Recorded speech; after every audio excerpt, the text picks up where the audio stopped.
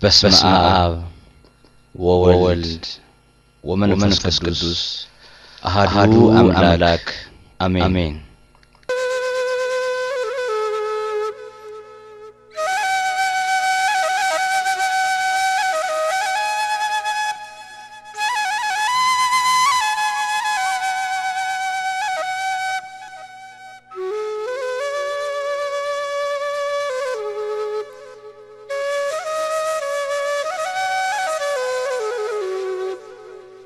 አባታችን ቄስ ሲሳይ እዚህ ስቱዲዮአችን ድረስ በመምጣቱ በእግዚአብሔር ስም አመሰግኖታለሁና ፕሮግራማችን ከመጀመራችን በፊት በጸሎት ብከፍቱልን።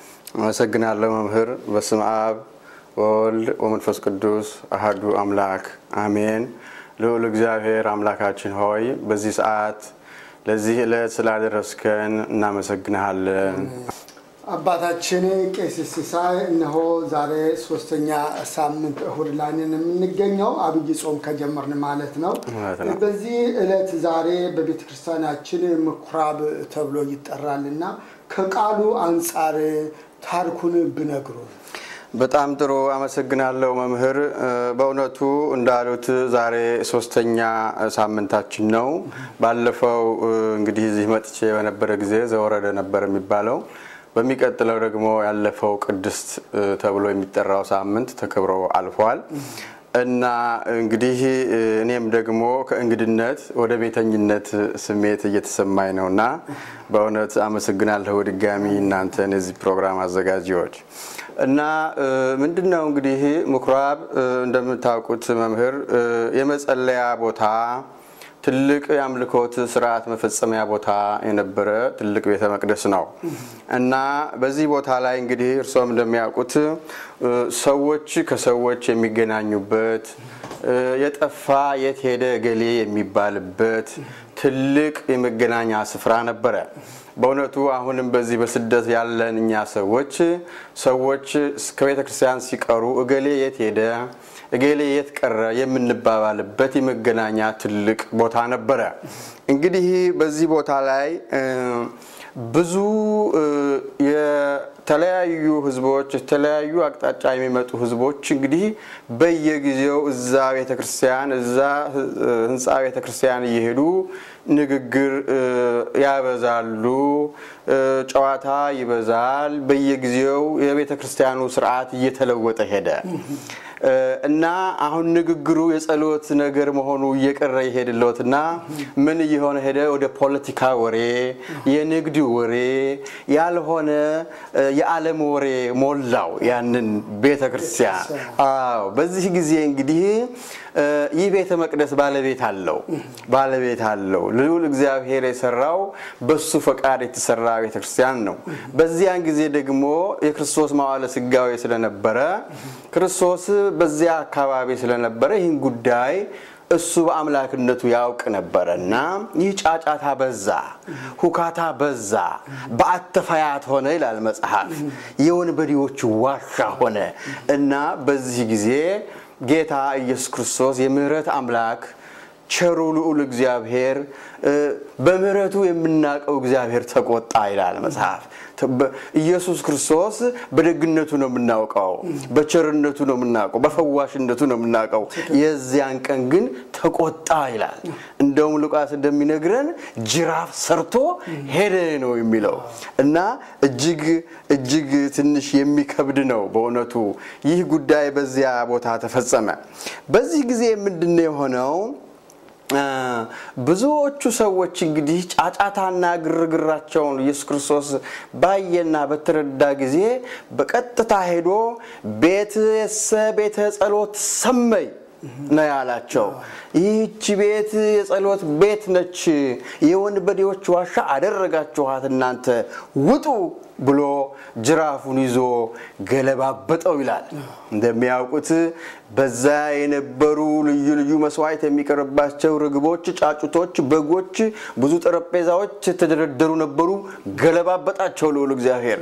ምክንያቱም የሱ ስም መከበሪያ አልነበረምና የሱ አምልኮት መፈጸሚያ አካሄዱ ትክክል አልነበረምና ፖለቲከኞች ውስጡ ነበሩና እጅግ መራራ ወሬ ለምን ለመንፈስ ቅዱስ አገልግሎት የማይሆን ስራ ይሰራ ነበር በዚህ ጊዜ ልዑል እግዚአብሔር ይሄንን ነገር ገለባብጦ ጣለው ይላል መጽሐፍ እንግዲህ ዛሬም በእውነቱ ወደ ዛሬው ዓለም ስናመጣው በትክክል እግዚአብሔር ወደ ቤተ መቅደስ መግባት ያለበት ሰዓት አሁን ነው በእውነቱ መምህር እኔ የሚሰማኝ እግዚአብሔር ጅራፉን ይዞ በቀጥታ ወደ ቤተ መቅደስ መግባት አለበት በአሁኑ ሰዓት ቤተ መቅደሳችን በአሁኑ ሰዓት በነጋዴዎች ተሞልታለች መምህር በዚያን ጊዜው ድምጽ አሁንም አለ እጅግ የሚዘገንኖት ነው በዚህ በዙሪያችን በተለይ በስደት ያለን ሰዎች ብዙዎቻችን እናውቀዋለን እጅግ መራራ ድምጽ ይሰማል አባገሌ 4 ፎቅ ሰራ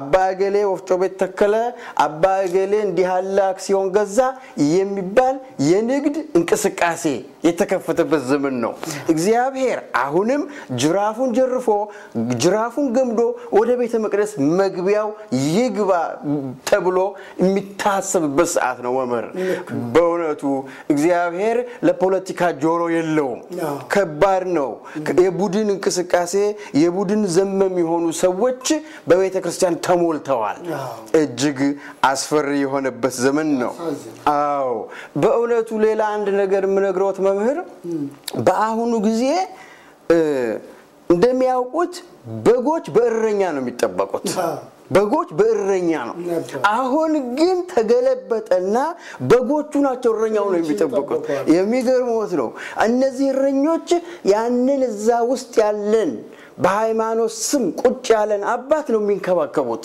እነሱ ናቸው የሚያግዱት ወደ ምን ትበላለህ ምን ትጠጣለህ ይያሉ የተንከባከቡ ይህ ከእግዚአብሔር ቃል አንፃር አግባብ አይደለም ትክክል አይደለም በመስቀል ተይዞ የቤተክርስቲያን ቀሚስ ተለብሶ የቤተክርስቲያኗ ትልቁ ቆብ ተደፍቶ የሚሰራ ስራ ከባድ ነው ከእግዚአብሔር ቃል አንፃር በእውነት ቅድም እንዳልኩት ክርስቶስ ወደ ቤተ መቅደስ እንዲገባ በእውነቱ ሁላችን በህሊናችን ማሰብ ያለብን ጊዜ ነው እና እግዚአብሔር በእውነቱ ግንበኞች ናቁት ድንጋይ እሱ የማዕዘን ራስ ሆነ ነው የሚለው በመጽሐፍ እንደሚያውቁት ደግሞ ከሁሉም በላይ የተናቁ ሰዎች በውስጡ አሉ በንጽህና ገንዘባቸውን የሚከፍሉ ሰዎች አሉ በተለይ በዚህ ዓለም በስደት ዓለም 16 ሰዓት ሰዎች ሰርተው ገንዘባቸውን ለቤተክርስቲያን 14 በኩራት ይከፍላሉ ነገር ግን ይህ ገንዘብ የት ሄደ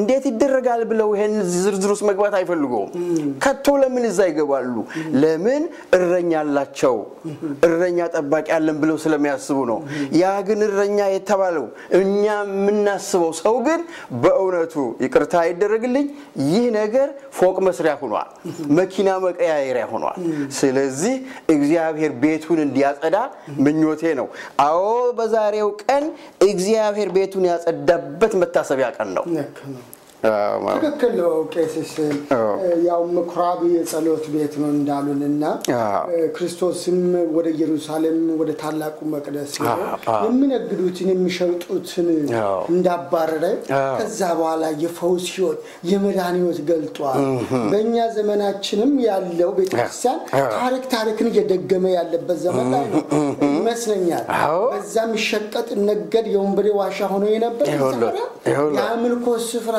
መሆኑ ቀርቶ መለያየት ድብድብ ይሁላ ድስት ስፍራ ቁርባን ወተኛ ስጋ ደግሞ የምንጠጣበት ቦታ እንዲህ መሆኑ በእውነት እጅግ ያስፈራል ዘመኑ ፍጻሜው ደረሰ ይመስላል እውነት ነው እንደው እንዳሉት ቤተክርስቲያን ህዝቡ ምን ማድረግ አለበት እንዲህ አይነት ፈተና ሲመጣ በጸሎቱ በጾሙ እንዴት አድርጎ ነው መትጋት ያለበት እርግጥ ነው በምእመናኑ በኩል የጎደለ ነገር የለም ምእመናኑ ቅድም እንዳልኩት አንድ የምእመንን ምሳሌ ነግሮት ይችላል ምን ያደርጉሎታል አንድ ምእመን በእውነቱ እግዚአብሔር የባረካቸው ተመሳሳይ ምእመናን አሉ በዚህ ከተማ የሚሰሩት እሳቸው ሁለት ስራ ነው 18 ሰዓት እና ሌላ 8 ሰዓት ይሰራሉ የተለያየ ቦታ እና እና ሌላ ተጨማሪ 4 ሰዓት ፓርት ታይም ስራ ገብተዋል እና በአንድ ወቅት ቤታቸው ምሳ ልንበላ ሄደን ምንድነው ያሉኝ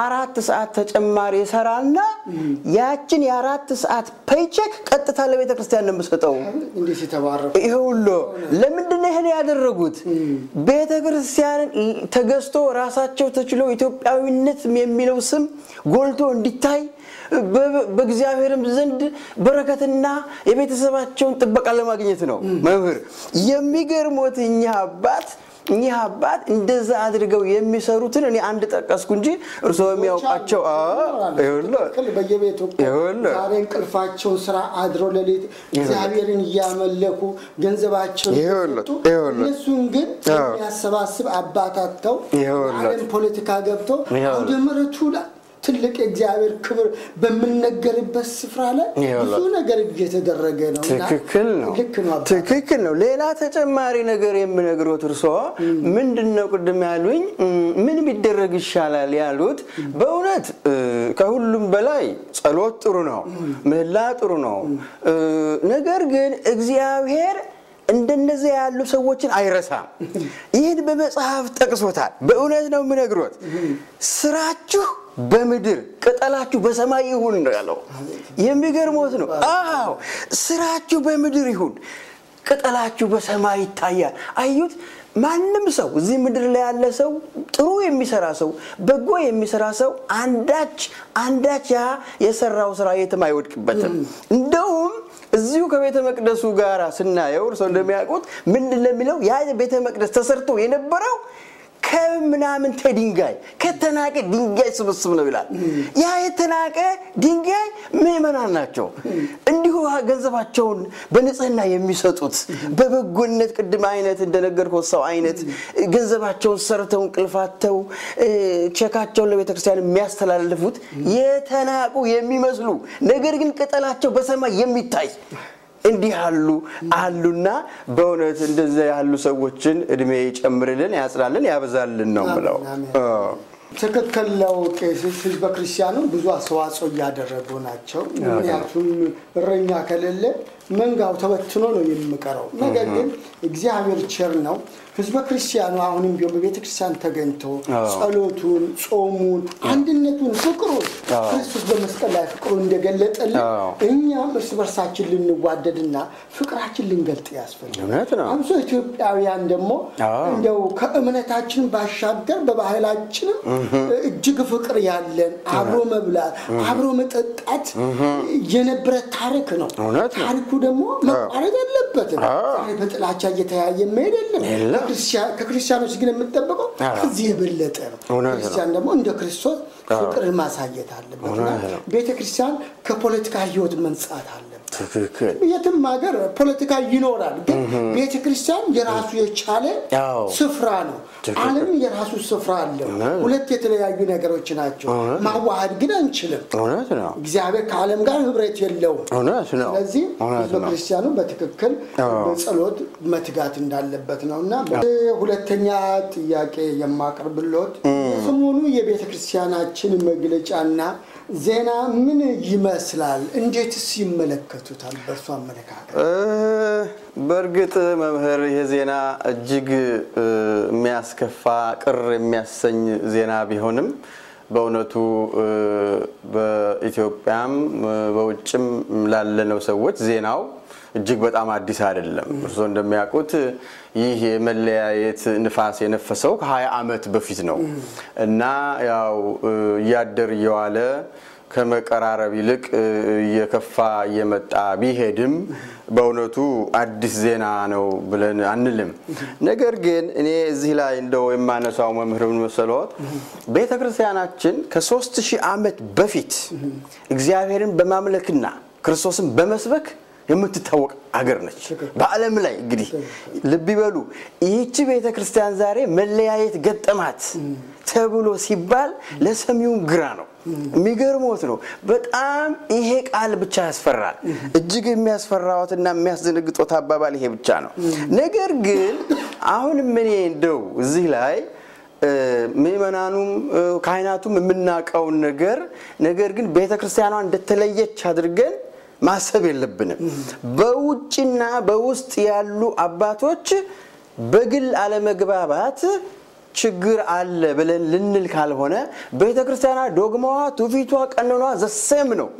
ትክክለኛ እዛ የሚሰበከው ስብከት እዚህ ይሰበካል እዚህ ሰዓታት የሚቆመው ቆመት እዛም ይቆማል ማህሌቱ ዘሰም ነው ሁሉ አንድ ነገር የቃለ እግዚአብሔር የሥርዓት ውለምታ የለም ሁሉም ነገር ትክክል ነው ነገር ግን ችግር ያለው በግለሰቦች አመለካከትና በግለሰቦች አለመግባባት ችግር ነው ምን የሚል አንድ ጽሁፍ አለ እውነት አንጻራዊ ነው ይላል አንድ ጽሁፍ ምክንያቱም ምን መሰሏት ለርሶ እውነት የሆነው ነገር ለኔ እውነት አይሆን ይችላል ይሁንልዎት እርሶ ደግሞ እውነት ነው ብለው የሚነግሩኝ ለኔ እውነት አይመስልኝም እኔ የምነግሩት ለርሶ አይመስሎትም እንዲህ የሆነ እነሱ ዛኛው ወገን ያሉት እውነት አለን ይላሉ እውነቱን አምጡ ሲሏቸው ይናገራሉ እዚህም ወገን እውነት አለው ይሄው ማስረጃችን ይላሉ ሁለቱም ጋር እውነት አለ እንግዲህ አሁን ይሄ የመለያይ ዜና እርሶ እንዳሉት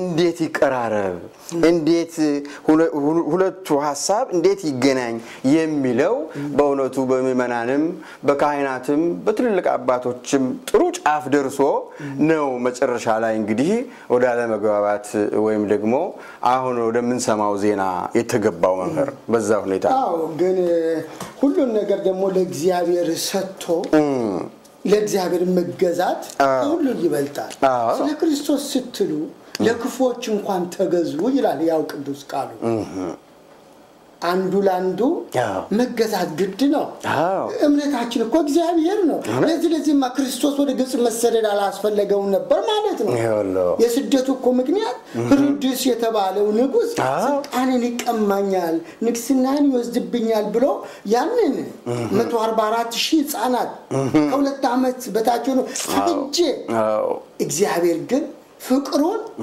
ፈቀቅ በማለት ገለጠ አባቶችም አንዳቸው ለአንዳቸው መታገዝ ይገባቸዋል ስልጣን እኮ የእግዚአብሔር ነው ስጦታ የእግዚአብሔር ነው እግዚአብሔር ከፈቀደ ይሆናል ፈቀደ ደግሞ አይሆንም እንደውም ባለፈው ሰሞን ስናይ ነበረው የካቶሊኮቹ እኮ ትልቅ ትምህርት ነው ለኛ እውነት ህይወትን የሚያንጽ ደስ የሚያሰኝ ምንድነው እኔ ደክሞኛል አልችልም ህዝቡን አልመራም ሌላ ሰው ምረጡ ብሎ መስጠት እውነት መታደል ነው እዚህ ላይ እንደው የምነግሮት ተጨማሪ አንድ ነገር እኔ የማውቀውን ታሪክ በእውነት እርሶም ብዙ የገጠሞት ይኖራል ለምሳሌ እኒህ አባቶች በዚህ በውጭው ዓለም ወይም እዚህ በመናየው እንቅስቃሴ ውስጥ ከፍተኛ ልዩነት ያላቸው ይመስላል ነገር ግን አይደለም እኔ እንደው ምእመናን ሊታዘቡ ይችላሉ ሌሊት ስልክ ገጥሞ ሲያወሩ ነው የሚያድሩት የሚገርሞት ነው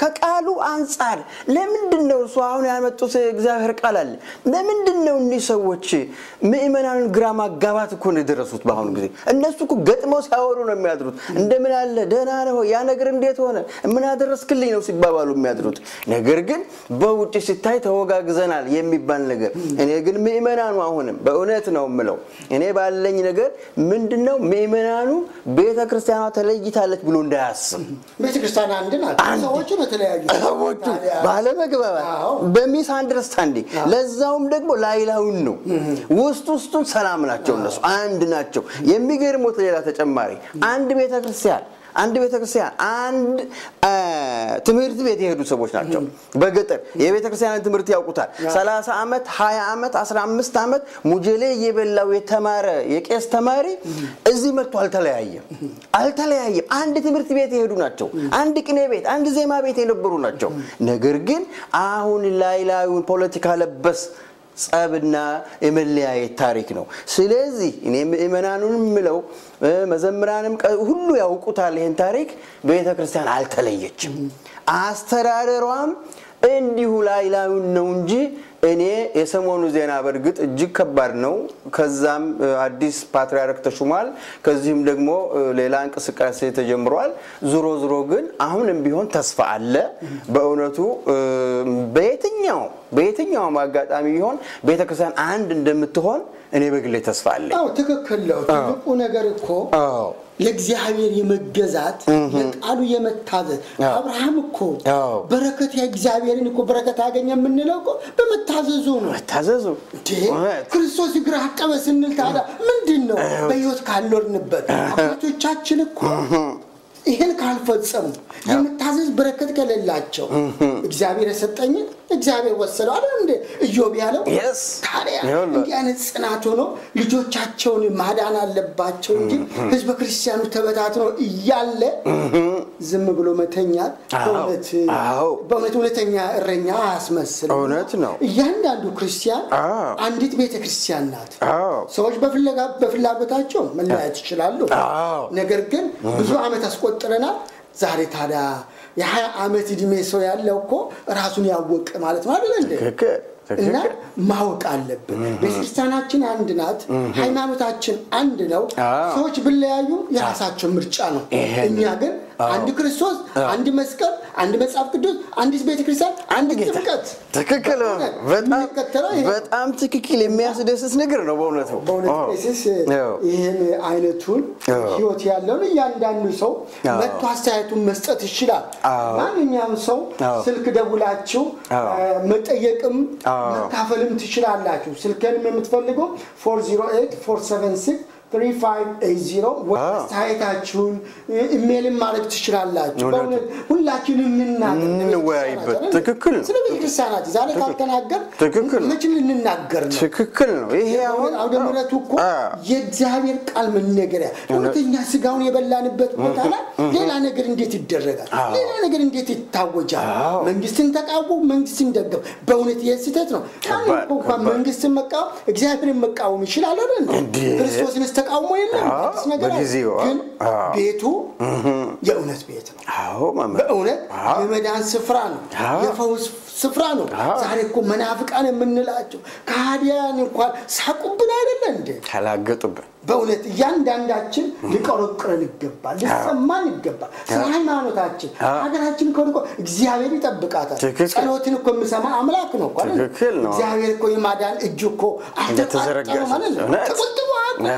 ዛሬም ተዘርግቶ ነው ያለ። እናንተ የተጠማችሁ ኑ ወደ እኔ ነው እኮ ያለው። ዘላለም በዚህ ምድር ላይ ነው ለማንኖርባት ምድር አድርገን እንገዛለን። እኔ እንደው እዚሁ ላይ አንድ እንደው በእውነቱ ትዝብት ለምጨምርለው ምንድነው እጅግ በጣም እንደው እየከበደና ልክ ጉም የጣለበት የሚሆነው ቅድም የዚህ የምኩራብን ታሪክ ስንነጋገር እንዳለው የሚገርሞት ቤተክርስቲያን ውስጥ እጁን እግሩን ይዞ የገባ ፖለቲካ አለ።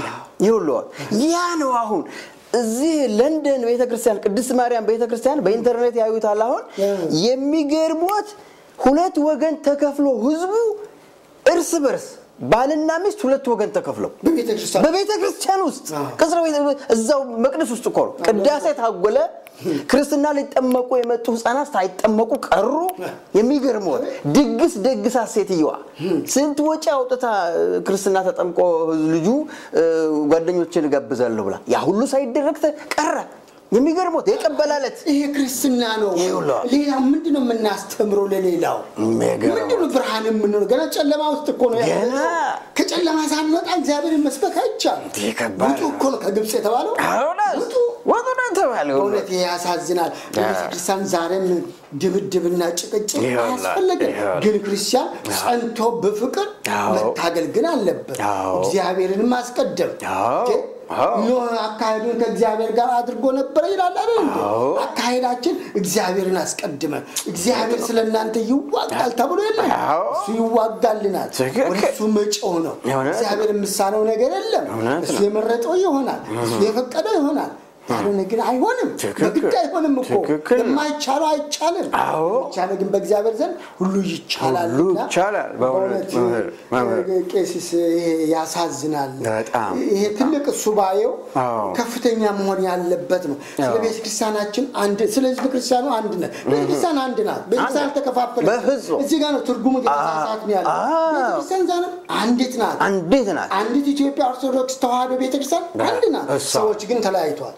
አባቶች ተለያይተዋል የነሱ ምርጫ ባልና ሚስት አለ እንዴ ምርጫቸውን ያስተካከሉ ቤተክርስቲያን አንዲት ናት ሁላችን ለአንዲት እምነት ለክርስቶስ የምንቆም ከሆነ በእውነት ቤቱ ሊከበር ይገባል ቤቱ የመዳን ስፍራ ነው በእውነት ጾማችን ዋጋ ሊያገኝ የሚችለው በረከት ሊያገኝ የሚችለው ስለ ሃይማኖታችንና ስለ እግዚአብሔር ቤት ክብር ስንቆም ነው ያንዳንዳችን ለእግዚአብሔር ነው ክብር ለእርሱ ነው ለሰዎች አይደለም አባቶችም እኮ የምንላቸው አባት ያረጋቸው እግዚአብሔር አይደለም እግዚአብሔር አብርሃም የሚያህል ሰው ጣዖት አምላክ የሆነ ሰው እግዚአብሔር ለአሕዛብ ሁሉ አባት አደረገ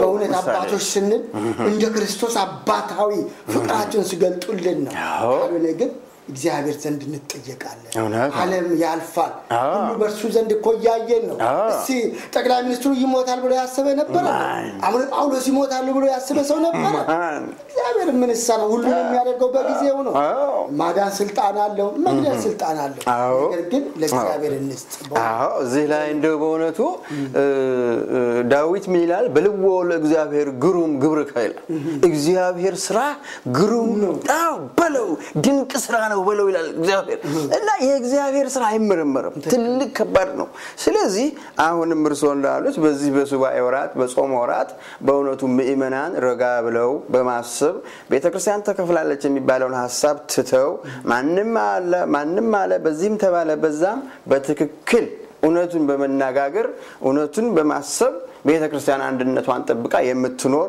ወደፊትም ደግሞ አባቶች ተቀራርበው አንድ የሚሆኑበት ዘመን የሚመጣበት ዘመን ስላለ ጊዜ አለው በጊዜ ነው ሁሉም እግዚአብሔር ጊዜ ለእያንዳንዱ ነገር ጊዜ አለው ምክንያት ዓላማ አለው ስለዚህ እግዚአብሔር በእውነቱ ሰፊውን ህዝብ ሰፊውን ዓለም የሚገዛ አምላክ አይተወንም በስደት ያለነውንም አይተወንምና እግዚአብሔር አሁንም በእውነቱ ይህን ምህረት እንዲያደርግልና አንድ እንዲያደርገን ተግተን እንድንጸልይ የሚል ሐሳብ ነው ማቀረው እግዚአብሔር ይስጥልን እንዲህ ተገንቶ የሚያስተምሩን አባቶች ዛሬም ያስፈልጉናል ህዝብ ክርስቲያኑ ቤተክርስቲያን እንኳን መሄድ ባይፈልግም በቤቱ እንኳን በእውነት መጸለይ ያስፈልጋል ወደ እግዚአብሔር መጮህ ያስፈልጋል እግዚአብሔር ሰሜ ነው በእውነት የሚቻል ደግሞ በየቤተክርስቲያኑ ሄደው እውነት እግዚአብሔር የሚመለክ ነውና እርሱን ለማምለክ ስንል የፍቅር አምላክን መግለጥ መቻል አለበት